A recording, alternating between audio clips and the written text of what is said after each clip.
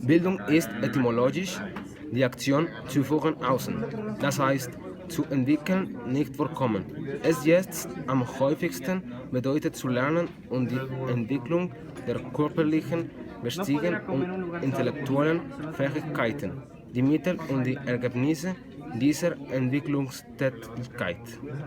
La educación es, etimológicamente, la acción de la guía de afuera, es decir, desarrollar no ocurrirá.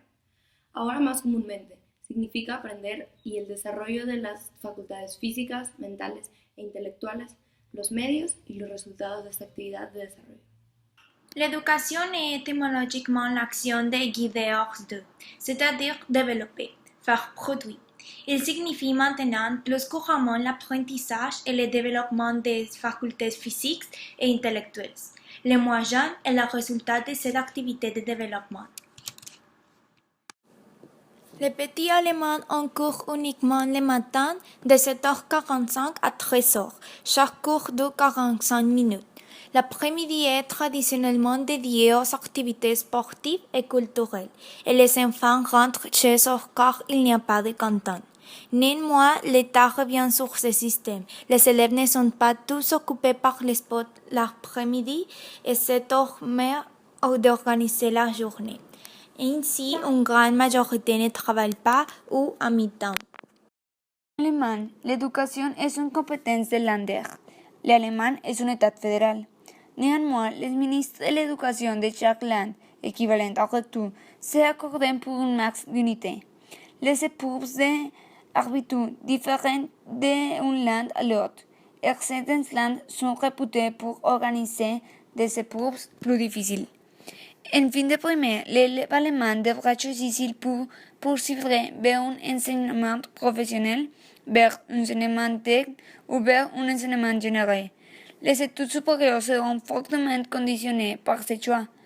En effet, même si des passerelles existent, elles sont limitées. C'est la principale différence entre ces deux systèmes éducatifs.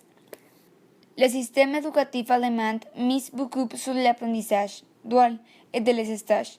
Le ministère de l'Éducation et de l'Industrie coopèrent efficacement pour une meilleure éducation de diplôme avec le monde de l'entreprise. Concernant les études supérieures, l'entrée à l'université n'est pas automatique et est conditionnée par numereuses clauses et la note obtenue au bac.